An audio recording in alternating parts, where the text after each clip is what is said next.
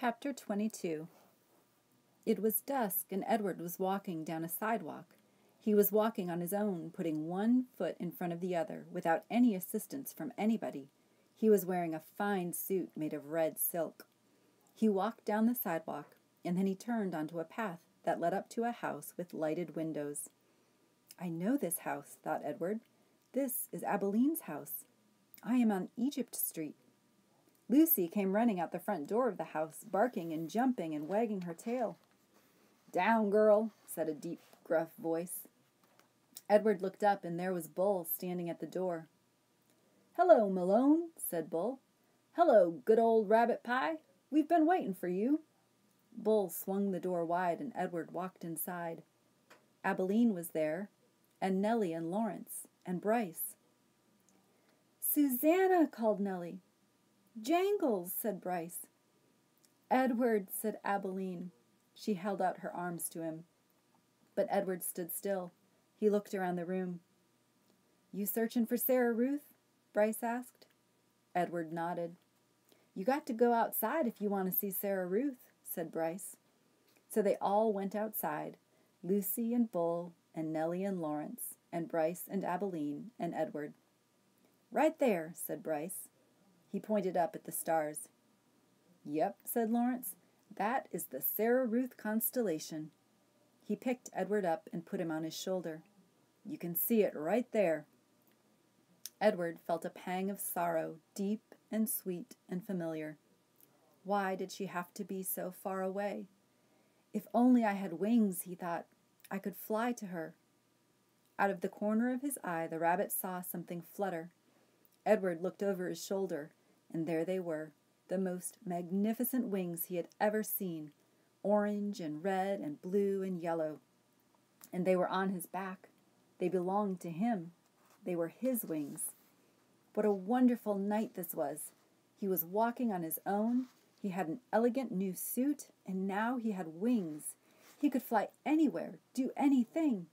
Why had he never realized it before? His heart soared inside of him. He spread his wings and flew off Lawrence's shoulders, out of his hands and up into the nighttime sky, toward the stars, toward Sarah Ruth. "No!" shouted Abeline. "Catch him!" said Bryce.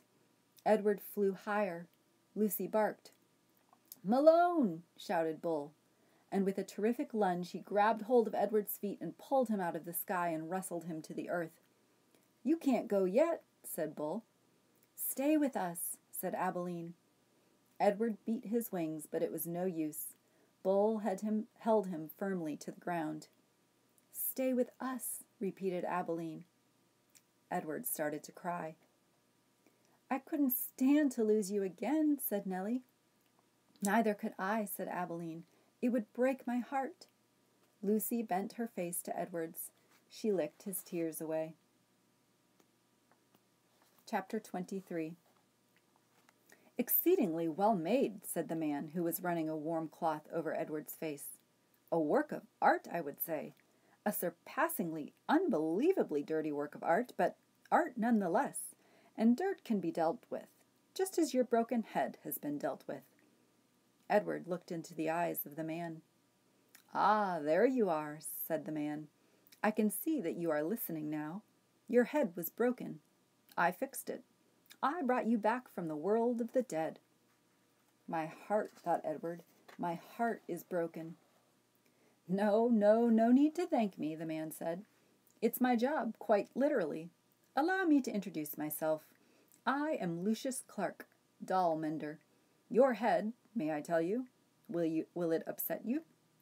Well, I always say the truth must be met head-on, no pun intended. Your head, young sir, was in 21 pieces. 21 pieces, Edward repeated mindlessly. Lucius Clark nodded. 21, he said. All modesty aside, I must admit that a lesser doll mender, a doll mender without my skills, might not have been able to rescue you. But let's not speak of what might have been. Let us speak instead of what is. You are whole. You have been pulled back from the brink of oblivion by your humble servant, Lucius Clark.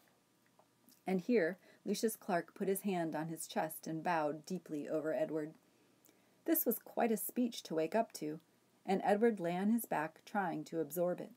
He was on a wooden table. He was in a room with sunshine pouring in from high windows. His head, apparently, had been in 21 pieces, and now was put back together into one.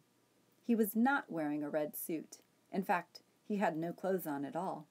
He was naked again, and he did not have wings. And then he remembered.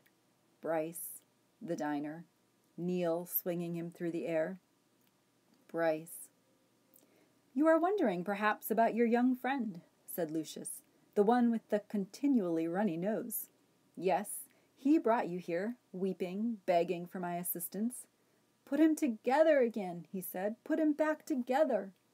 I told him, I said, 'Young sir, I am a businessman. I can put your rabbit back together again, for a price. The question is, can you pay this price?' He could not. Of course he could not. He said that he could not. I told him then that he had 2 options, only 2. The first option being that he seek assistance elsewhere. Option 2 was that I would fix you to the very best of my considerable abilities, and then you would become mine. His no longer, but mine." Here Lucius fell silent. He nodded, agreeing with himself. "2 options only," he said. "And your friend chose option 2. He gave you up so that you could be healed. Extraordinary, really." "Bryce," thought Edward. Lucius Clark clapped his hands together. "But no worries, my friend, no worries. I fully intend to keep up my end of the bargain. I will restore you to what I perceive to be your former glory. You shall have rabbit fur ears and a rabbit fur tail.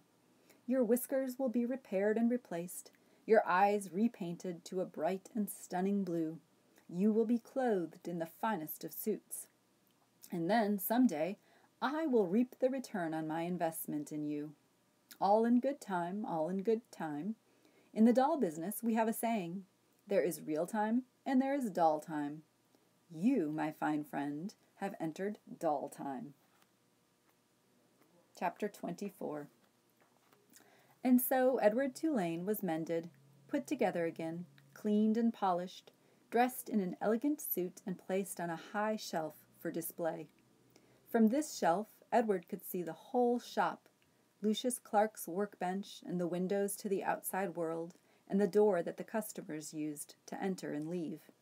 From this shelf, Edward saw Bryce open the door one day and stand in the threshold, the silver harmonica in his left hand flashing brilliantly in the sunlight flooding in through the windows. "Young sir," said Lucius, "I am afraid that we made a deal." "Can't I see him?" asked Bryce.